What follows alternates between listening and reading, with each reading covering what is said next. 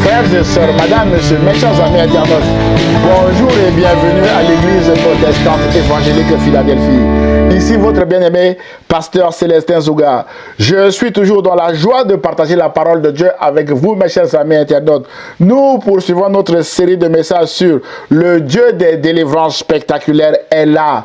Et le titre de notre message d'aujourd'hui est « Déliez-le et laissez-le aller ». C'est la déclaration de Jésus en Jean chapitre 11, verset 44, lors de la résurrection spectaculaire de son ami Lazare. Mon frère, ma soeur, peut-être que vos ennemis vous ont déjà liés, ligotés, enchaînés et enterrés spirituellement. Jésus leur dit aujourd'hui à travers ce message, déliez-le et laissez-le aller. Ou encore, déliez-la et laissez-la aller, mes bien-aimés de le Seigneur. Vos ennemis se connaissent et ils vont s'exécuter comme dans le récit de la résurrection de Lazare en Jean chapitre 11 qui fait l'objet de notre étude d'aujourd'hui. Et ce, parce que Jésus a parlé. Et quand Jésus parle, mes bien-aimés, la chose arrive ou encore la chose s'accomplit. Frères et sœurs, mes chers amis internautes, Jésus avait l'habitude d'aller se ressourcer avec ses amis et de passer un moment ensemble avec eux à Béthanie, un village situé à environ 3 km de Jérusalem où Jésus avait 3 amis nommés Marie, Marthe et Lazare. Un jour, mes bien-aimés, alors que Jésus était absent de Béthanie, son ami Lazare était malade. Ces 2 sœurs envoyèrent urgemment quelqu'un pour annoncer la nouvelle de la maladie de leur frère Lazare à Jésus. Pendant ce temps, la situation de Lazare s'était dégradée rapidement et malheureusement, Lazare était mort brutalement de cette maladie. Mais la bonne nouvelle est que Jésus l'avait ressuscité 4 jours plus tard de façon spectaculaire devant une grande foule, mes bien-aimés. Seul l'apôtre Jean nous raconte ce récit dans son évangile au chapitre 11 où il est écrit que il y avait un homme malade, Lazare de Béthanie, village de Marie et de Marthe, sa sœur. C'était cette Marie qui oignit de parfum le Seigneur et qui lui essuya les pieds avec ses cheveux. Et c'était son frère Lazare qui était malade.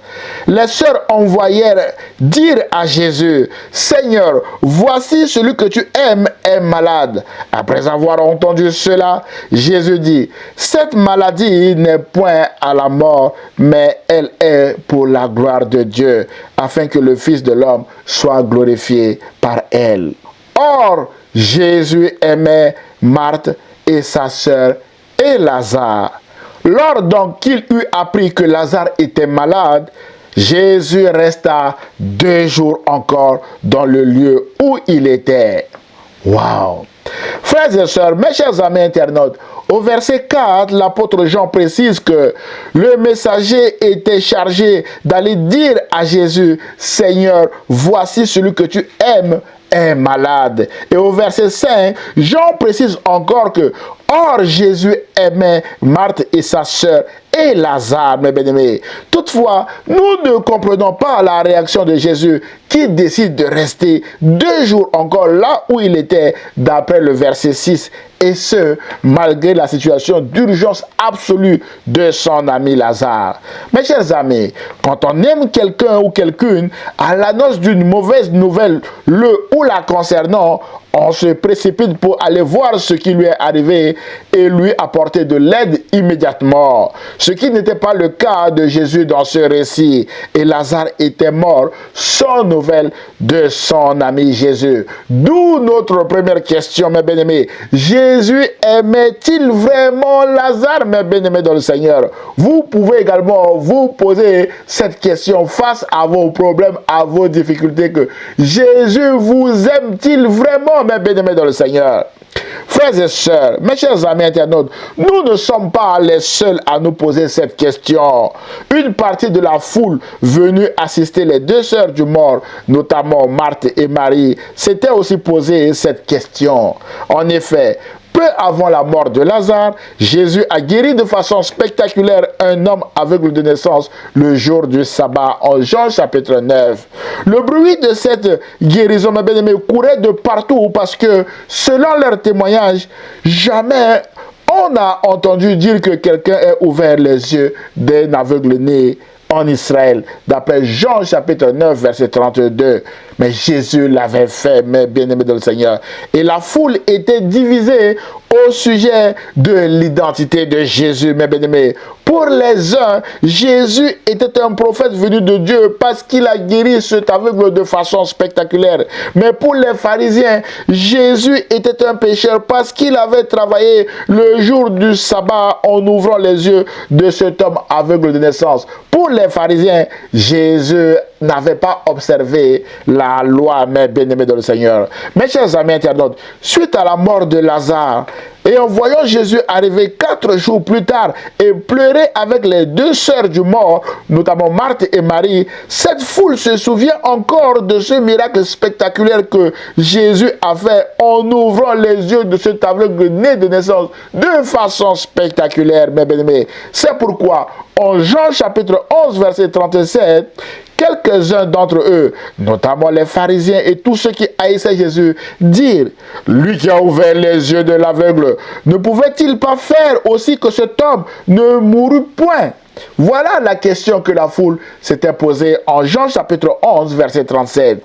Frères et sœurs, cette question sous-entendait, si Jésus était un prophète venu de Dieu, ou le Messie, et s'il aimait cet homme Lazare vraiment, ne pouvait-il pas l'empêcher de mourir au lieu de venir verser des larmes de crocodile sur sa tombe 4 jours plus tard? Voilà la position, mes bien-aimés de le Seigneur, des pharisiens. Une position incrédule, mes chers amis internautes. Mon frère, ma soeur, peut-être que vous êtes actuellement dans une situation difficile, marquée par la maladie, la mort d'un proche, le chômage, une relation brisée ou des difficultés de tout genre. Et vous vous dites aussi, si Jésus vous aimait, ne pouvait-il pas empêcher ces malheurs successifs qui s'abattent sur vous? Ne pouvait-il pas empêcher ces difficultés qui s'abattent sur vous, mes bien-aimés de le Seigneur? C'est humain de poser ce genre de questions. Mon frère, ma soeur, ne marchez pas sur le pas de ces pharisiens dans ce récit qui se sont posés ce genre de questions.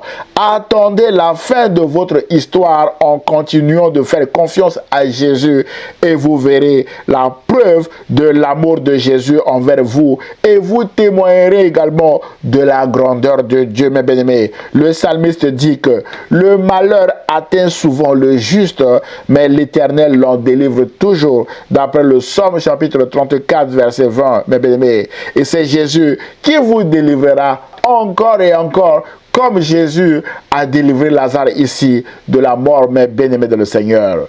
Parce que Jésus aimait Lazare. Mes chers amis internautes, frères et sœurs, à notre question, Jésus aimait-il vraiment Lazare? Nous répondons oui, Jésus aimait vraiment Lazare. C'est pourquoi Jésus a dit en Jean chapitre 11, versets 7 à 11 que Lazare, notre ami, dort, mais je vais le réveiller. Alors, retournons en Judée. Les disciples lui dirent, Rabbi, les Juifs tout récemment cherchaient à te lapider et tu retournes en Judée. Jésus leur dit, allons vers lui, c'est-à-dire vers Lazare, mes bien-aimés. Sur quoi Thomas, appelé Didyme, dit aux autres disciples, allons aussi afin de mourir avec Jésus, mes bien-aimés dans le Seigneur. D'après Jean chapitre 11, verset 7 à 11 que je vous invite à lire chez vous, mes bien-aimés. L'enjeu était la mort de Jésus et ses disciples, mes bien-aimés de le Seigneur. Mes chers amis, Jésus aimait vraiment Lazare. C'est pourquoi il a bravé les menaces de mort qui pesaient sur lui et ses disciples pour retourner en Judée. À son arrivée à Béthanie, mes bien-aimés, la Bible déclare en Jean chapitre 11, verset 35 à 36 que Jésus pleura, sur quoi les Juifs dirent, voyez comment il l'aimait. Mais bien aimé, on souligne, voyez comment Jésus aimait Lazare. Jésus aimait Lazare, mes bien-aimés, et Jésus pleurait avec ses 2 sœurs et également ceux qui pleuraient après la mort de Lazare, mes bien-aimés dans le Seigneur. Jésus pleurait avec ceux qui pleuraient et Jésus se réjouissait aussi avec ceux qui se réjouissaient. C'est ça l'amour de Jésus, mes bien-aimés dans le Seigneur. Frères et sœurs, on saute un chapitre plus loin après la résurrection de Lazare. En Jean chapitre 12, verset 1er à 2, il est écrit que 6 jours avant la Pâque, où Jésus allait être crucifié, entre autres à cause de la résurrection de Lazare, Jésus arriva à Béthanie, où était Lazare, qu'il avait ressuscité des morts. Là, on lui fit un souper. Marthe servait et Lazare était un de ceux qui se trouvaient à table avec Jésus. Lazare est revenu à table avec son ami Jésus. Mes bien-aimés, voilà l'amour de Jésus envers Lazare. Nous en concluons que Jésus aimait vraiment Lazare. Jésus est un ami fidèle et tendre qui n'abandonne jamais ses amis en souffrance. Jésus pleure avec ceux qui pleurent et Jésus se réjouit aussi avec ceux qui se réjouissent. Mon frère, ma soeur, peut-être que vos circonstances vous amènent aujourd'hui à vous poser les mêmes questions suivantes, mes bien-aimés. Si Jésus m'aimait, pourquoi je suis malade? Si Jésus m'aimait, pourquoi je suis au chômage? Si Jésus m'aimait, pourquoi mes enfants souffrent? Si Jésus m'aimait, pourquoi je souffre? Si Jésus m'aimait, pourquoi j'ai autant de difficultés dans ma vie? Vous pouvez multiplier ces questions en fonction de votre cas personnel. Mon frère, ma soeur, ne multipliez pas les pourquoi à cause de vos circonstances actuelles qui sont passagères. Jésus vous aime. Point. C'est une vérité absolue, mes bien-aimés dans le Seigneur. Faites confiance à Jésus et vous verrez la fin glorieuse de votre situation, comme dans ce récit, mes bien-aimés dans le Seigneur. Mes chers amis, ne faites surtout pas comme cet homme que j'ai croisé en évangélisation. Je lui ai donné un prospectus sur lequel il est marqué que Dieu t'aime, il t'appelle, viens. Cet homme m'a posé la question suivante. Si Dieu m'aimait, pourquoi j'ai beaucoup d'obstacles et de difficultés dans ma vie? Il ne m'a même pas laissé le temps de répondre à sa question. Il jette violemment le prospectus par terre en me regardant d'un air menaçant, puis il est parti sans laisser d'adresse. C'est dommage et triste pour cet homme. Il est parti comme le jeune homme riche que Jésus aimait, mais malheureusement, il a préféré repartir chez lui tout triste parce qu'il était attaché à ses biens alors que Jésus l'aimait et Jésus voulait faire de lui son 13e disciple. Mes bien-aimés, aujourd'hui, personne ne connaît son nom et on l'appelle tout le temps jeune homme riche, mes bien-aimés. Mon frère, ma soeur, ne marchez pas sur le pas de cet homme, ne marchez pas sur le pas du jeune homme riche, mais ouvrez votre cœur à Jésus. Venez à Jésus et vous verrez la gloire de Dieu s'accomplir dans votre vie, mes chers amis internautes. Frères et sœurs, mes chers amis, le premier enseignement que nous voulons tirer de ce récit est que l'amour de Jésus envers nous ne nous exempte pas de problèmes ou de difficultés. Rappelez-vous que Jésus aimait Lazare et Lazare était mort alors que Jésus était hors de Béthanie. Les sœurs de Lazare ont pleuré alors que Jésus les aimait, mes bien-aimés de le Seigneur. Mais la bonne nouvelle est que Jésus avait ressuscité son ami Lazare et toute la famille de Lazare a retrouvé la joie. Ils ont changé leur vêtement de deuil en un vêtement de louange à la gloire de Dieu, mes chers amis internautes. C'est pourquoi ne fermez pas votre cœur à l'amour de Jésus parce que vous avez des obstacles ou des difficultés devant vous, mes bien-aimés dans le Seigneur. Mais attendez la fin de votre histoire avec la bonne attitude et vous verrez la gloire de Dieu au travers de l'amour de Jésus. Mes chers amis, dans ce récit, Jésus était revenu à Béthanie à cause de son amour inconditionnel envers son ami Lazare, en bravant même le risque de mort. Nous l'avons vu, mes chers amis internautes. Jésus aimait Lazare et ses deux sœurs et Jésus était revenu à Béthanie, même si Lazare était mort. Et la question que nous voulons nous poser ici est: Jésus était-il en retard? D'où notre deuxième point. Jésus était-il en retard dans ce récit, mes bien-aimés dans le Seigneur? Mes chers amis internautes, frères et sœurs, la Bible dit en Jean chapitre 11, verset 6 que, après avoir appris que Lazare était malade, Jésus resta encore 2 jours à l'endroit où il se trouvait. Et quand Jésus était arrivé à Béthanie, Lazare était dans le tombeau depuis 4 jours et son corps sentait déjà, d'après le verset 39 de Jean chapitre 11. Alors, Jésus était-il en retard, mes bien-aimés, puisque Lazare était déjà enterré? Frères et sœurs, cette question est soulevée par les complaintes des 2 sœurs du mort, notamment Marthe et Marie, qui ont accusé Jésus à tour de rôle à son arrivée à Béthanie en lui disant que « Seigneur, si tu avais été ici, mon frère ne serait pas mort », d'après Jean chapitre 11, versets 21 et 32, mes bien-aimés dans le Seigneur.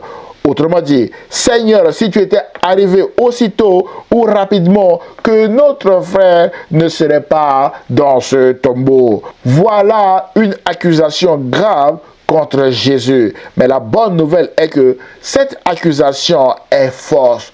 Pourquoi, mes bien-aimés dans le Seigneur, cette accusation était fausse? Frères et sœurs, Jésus se trouvait de l'autre côté du Jourdain, notamment à Pérée, quand le messager était envoyé vers Jésus parce que les Juifs cherchaient à le tuer. D'après Jean chapitre 10, verset 40. Entre Pérée et Béthanie, il fallait environ 10 heures de marche à pied, donc 1 jour complet de marche, mes bien-aimés. À l'arrivée de Jésus à Béthanie, la Bible dit que Lazare était déjà dans le tombeau depuis 4 jours, d'après Jean chapitre 11, verset 39. À partir de cette information, nous pouvons faire les décomptes de jours pour voir si Jésus pouvait arriver avant la mort de Lazare. Jour 1. Marthe et Marie envoient le messager vers Jésus pour lui annoncer la maladie de leur frère Lazare. Ce messager a passé une journée complète de marche avant de trouver Jésus et de lui annoncer la nouvelle de la maladie. Jour 2 et 3, Jésus décide de rester là où il était, notamment à Pérée, pour vaquer à son ministère. Jour 4, Jésus décide de venir à Béthanie et Jésus marche toute la journée avec ses disciples afin d'arriver à Béthanie en fin d'après-midi ou le soir du 4e jour. Et Lazare était dans le tombeau depuis 4 jours. Nous en concluons que Lazare était mort le jour 1 pendant que le messager était encore en route ou en chemin vers Jésus. Le messager lui-même ne le savait pas, c'est pourquoi il n'a parlé que de la maladie de Lazare à Jésus. Mais Jésus le savait parce que Jésus est omniscient. Jésus sait tout, mes bien-aimés de le Seigneur. C'est pourquoi Jésus a dit à ses disciples au verset 11 que Lazare, notre ami, dort.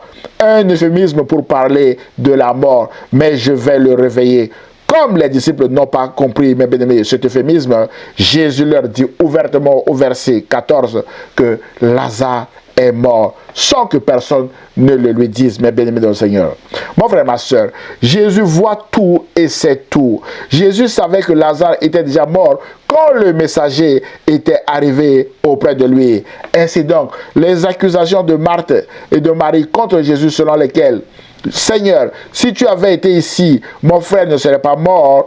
D'après Jean chapitre 11, versets 21 et 32, mes bien-aimés dans le Seigneur, ces accusations sont fausses parce que Jésus n'était pas en retard. Que Jésus arrive tôt, c'est-à-dire 2 jours minimum après la mort de Lazare, c'est-à-dire que le messager devait marcher 1 jour complet et Jésus également devait marcher 1 jour complet. Et donc, au minimum, c'était le 2e jour au soir que Jésus pouvait arriver à Béthanie, mes bien-aimés dans le Seigneur. Mais la mauvaise nouvelle est que Lazare était déjà mort dès le 1er jour où le messager était encore en chemin vers Jésus. C'est pourquoi nous disons que les accusations de Marie et Marthe contre Jésus sont fausses, car Jésus n'était pas en retard dans ce récit, mes bien-aimés dans le Seigneur.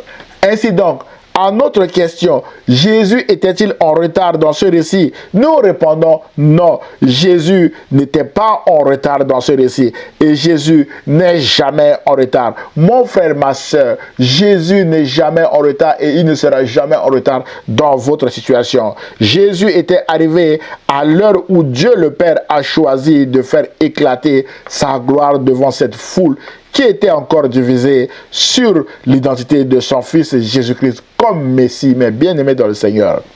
Frères et sœurs, mes chers amis internautes, dans le récit de la résurrection du Fils unique de la veuve de Naïn, le miracle de la résurrection a eu lieu à l'heure où la ville de Naïn s'apprêtait à porter à terre ce jeune homme, mes bien-aimés. Jésus a ressuscité ce jeune homme et l'a rendu à sa mère. Le cortège de deuil venu enterrer ce jeune homme s'était transformé en cortège de louanges à la gloire de Dieu en criant: un grand prophète a apparu parmi nous. Dieu est venu prendre soin de son peuple. D'après Luc chapitre 7, verset 11 à 17, que je vous invite à lire chez vous. Mon frère, ma soeur, Jésus s'appelle Emmanuel, qui veut dire Dieu est là. Jésus vient prendre soin de vous, mes bien-aimés dans le Seigneur. C'est pourquoi, si vous ne l'avez pas encore accepté comme votre Seigneur et Sauveur, ce message vous encourage à accepter Jésus-Christ comme votre Seigneur et Sauveur. C'est alors que Jésus vous donnera la vie éternelle, mes bien-aimés dans le Seigneur, et aussi vous marcherez chaque jour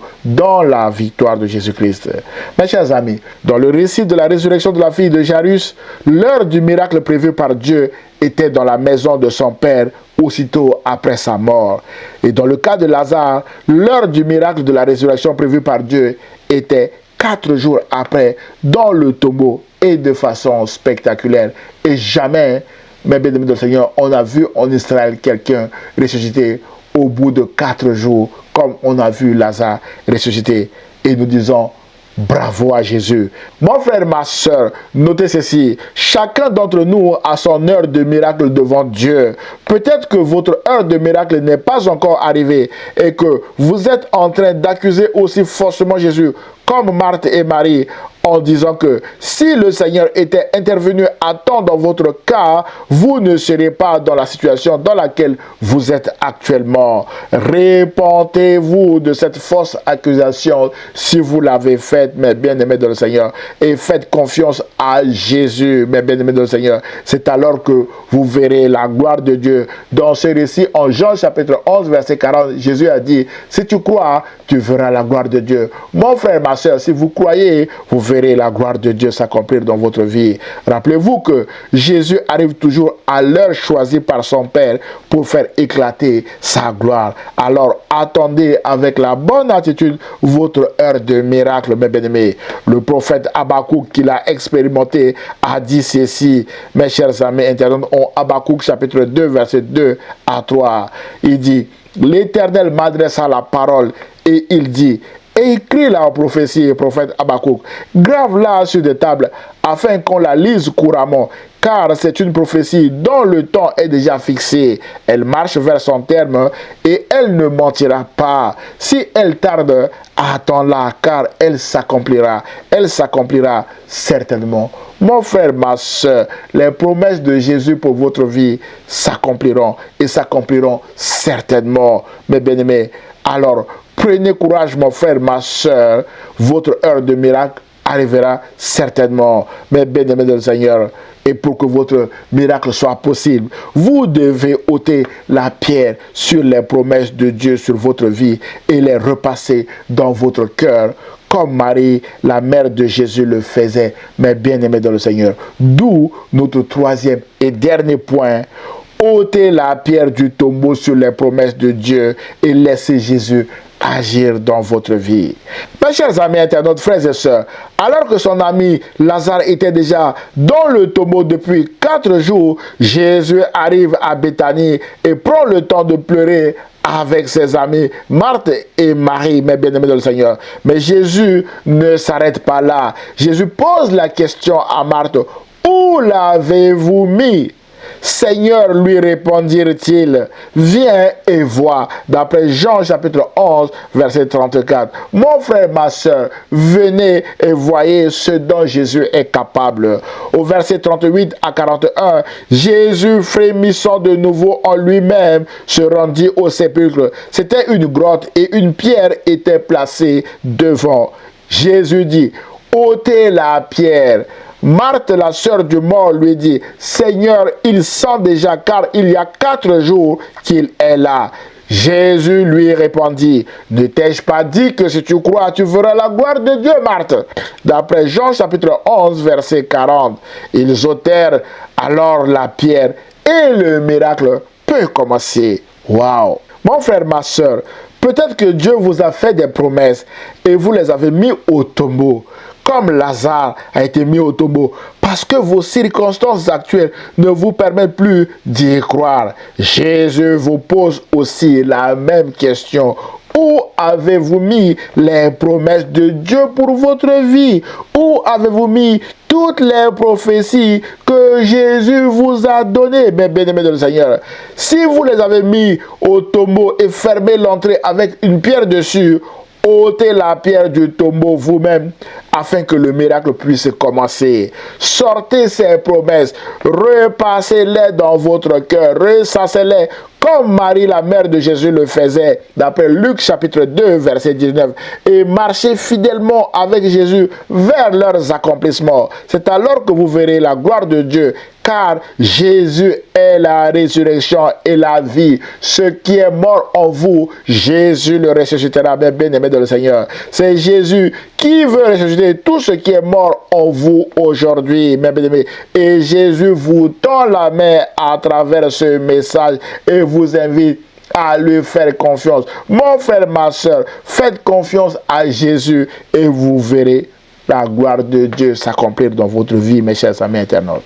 Frères et sœurs, dans ce récit, Marthe a résisté à l'appel de Jésus d'ôter la pierre du tombeau en disant à Jésus, Seigneur, il sent déjà, car il y a 4 jours qu'il est là. Sous-entendu, Seigneur, le miracle était impossible parce que selon la croyance juive populaire de l'époque, ils considéraient que l'esprit d'un défunt ne quittait son corps que 3 jours après la mort. Donc Lazare était assurément mort et tout miracle était impossible aux yeux de tous, mes chers amis internautes.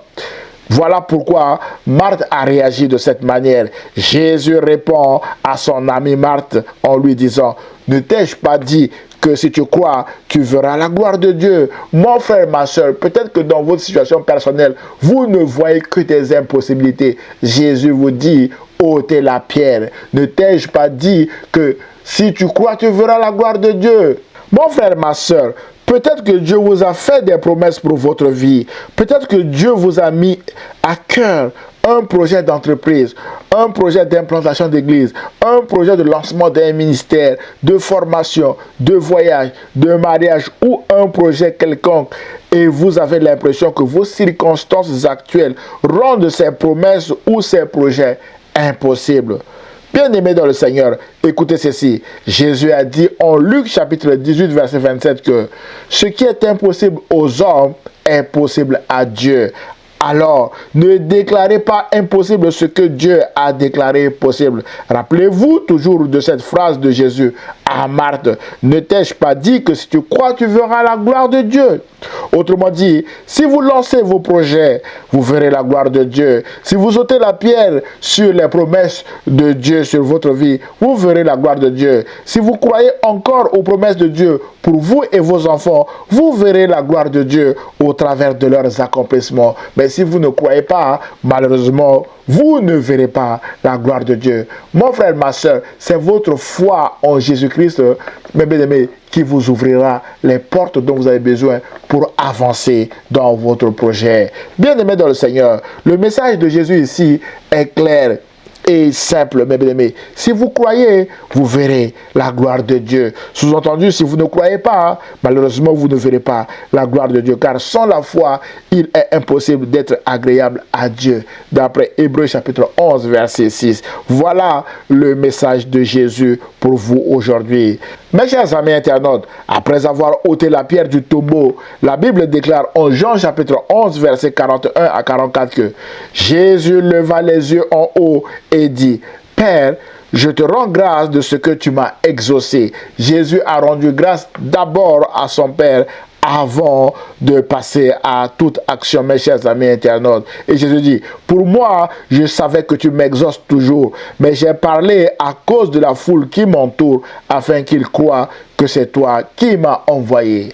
Ayant dit cela, Jésus cria d'une voix forte, Lazare sort. Et le mort sortit, les pieds et les mains liés de bandes et le visage enveloppé d'un linge. Jésus leur dit, déliez-le et laissez-le aller. C'est le titre de notre message d'aujourd'hui, mes chers amis internautes. Voilà la fin glorieuse de ce récit, mes chers amis internautes. Mon frère, ma soeur, du fond de son tombeau, Lazare, un mort, a entendu la voix de Jésus et y a obéi et est sorti du tombeau.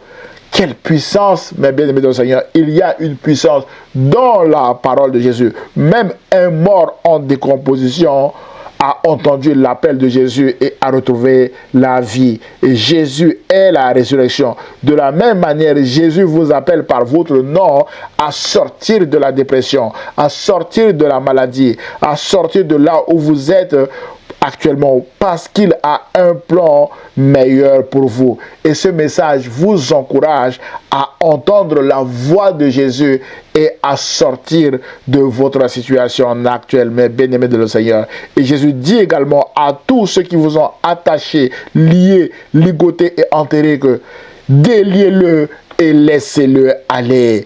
Frères et sœurs, prenez courage parce qu'un seul mot de Jésus a suffi ici pour que Lazare soit délié et qu'on le laisse aller, mes bien-aimés de le Seigneur. Et quelques jours après, Lazare était à table avec Jésus parce qu'il a été délié, mes chers amis internautes. Il est libre de ses mouvements, mes chers amis internautes. Et ce message vous encourage aujourd'hui à faire confiance à Jésus parce que vous êtes maintenant totalement délié par vos ennemis, mes chers amis internautes. Voilà la bonne nouvelle que Jésus vous annonce aujourd'hui. Un seul mot de la part de Jésus est suffisant pour vous délivrer de façon spectaculaire, comme il a délivré également de façon spectaculaire son ami Lazare, mes bien-aimés dans le Seigneur. Alors, réjouissez-vous d'ores et déjà de cette bonne nouvelle et continuez de marcher avec Jésus et vous verrez la gloire de Dieu s'accomplir dans votre vie. Jésus vous a délié aujourd'hui, mes bien-aimés, et ce qui est délié ici sur la terre est aussi délié là-haut. Jésus vous donne également la vie éternelle et vous vivrez éternellement avec Jésus-Christ dans le royaume de son Père. Mon frère, ma soeur, si vous n'avez pas encore donné votre vie à Jésus, ce message vous encourage aussi à le faire dès aujourd'hui même. N'attendez pas demain, mes chers amis internautes. Jésus veut également vous donner la vie éternelle parce que vous êtes les amis de Jésus, mes chers amis internautes. Voilà le message de Jésus pour vous, mes chers amis internautes. En conclusion de notre message, frères et sœurs, Jésus aime ses amis. Alors que les Juifs cherchaient à le tuer, Jésus a bravé ses menaces de mort pour aller à Béthanie afin de ressusciter son ami Lazare de façon spectaculaire. Et l'une des raisons pour lesquelles Jésus a été crucifié est aussi la résurrection de Lazare. La Bible dit qu'une semaine avant la Pâque où Jésus allait être crucifié, Jésus était revenu à Béthanie. On lui fit un souper. Marthe servait et Lazare était un de ceux qui se trouvaient à table avec lui. D'après Jean chapitre 12, verset 1 à 2. Jésus aimait son ami Lazare et Jésus était mort pour lui. Parce que quand Jésus revenait à Béthanie pour manger avec Lazare à table, tous ceux qui voyaient Lazare ressuscité, mes bien-aimés de le Seigneur, croyaient en Jésus et ça irritait, mes bien-aimés de le Seigneur, les pharisiens, les ennemis de Jésus. Voilà pourquoi ils ont même voulu tuer Lazare, mais bien aimé dans le Seigneur, mais l'apôtre Jean ne nous a pas donné la suite de leur intention, mes chers amis internautes, mais ils ont réussi à crucifier Jésus à cause, mes bien-aimés dans le Seigneur, de la résurrection de Lazare. Frères et sœurs, mes chers amis internautes, Jésus a dit en Jean chapitre 15, verset 13 à 14 que il n'y a pas de plus grand amour que de donner sa vie pour ses amis. Vous êtes mes amis si vous faites ce que je vous commande. Vous êtes les amis de Jésus parce que Jésus est mort pour vous aussi. Jésus vous aime et veut aussi souper avec vous comme il a soupé avec Lazare. Jésus a dit en Apocalypse chapitre 3 verset 20 que voici, je me tiens à la porte et je frappe. Si quelqu'un entend ma voix et ouvre la porte, j'entrerai chez lui, je souperai avec lui et lui avec moi. Alors, ouvrez la porte de votre cœur et acceptez Jésus-Christ comme votre Seigneur et Sauveur. C'est alors que vous verrez la gloire de Dieu dans votre vie de façon spectaculaire. Mais bien aimés dans le Seigneur, et ce, peu importe d'où que vous veniez, parce que Apocalypse 5, 9 déclare que Jésus a racheté pour Dieu par son sang des hommes et des femmes de toute tribu, de tout peuple et de toute langue. D'où que vous venez, Jésus vous tend la main à travers ce message. Acceptez Jésus-Christ comme votre Seigneur et Sauveur et vous aurez la vie éternelle en Jésus-Christ. Voilà le but final de ce message. Que Dieu vous bénisse, mes chers amis internautes. Prions le Seigneur. Seigneur, je prie pour mon frère ou ma soeur qui vient d'écouter ce message. Seigneur, peut-être que mon frère ou ma soeur est en train de s'attendre à toi, comme Lazare attendait depuis 4 jours dans le tombeau. Je prie que tu délivres de façon spectaculaire mon frère ou ma soeur, afin qu'il ou elle puisse témoigner de ta grandeur. Je prie au nom de Jésus, et l'Église protestante évangélique de Philadelphie répond. Amen. Frères et sœurs, mes chers amis internautes, si vous avez été bénis par ce message, merci de le liker et de le partager à vos proches afin de les bénir également. Pour nous connaître, merci de visiter notre site internet Église de Philadelphie 78500.com. Vous pouvez nous envoyer via ce site vos sujets de prière à Église de Philadelphie 78500@gmail.com. Vous avez tous les liens en bas de cette vidéo pour nous soutenir et également pour nous contacter. Nous aurons le plaisir de vous répondre et surtout de prier pour vous. N'hésitez pas de vous abonner à notre chaîne YouTube ou à notre page Facebook afin de recevoir des alertes sur nos prochains messages. À dimanche prochain à 10 h sur la page Facebook ou sur la chaîne YouTube de l'Église protestante évangélique Philadelphie. Et ce, si Dieu le veut. À très bientôt mes chers amis internautes. Au revoir.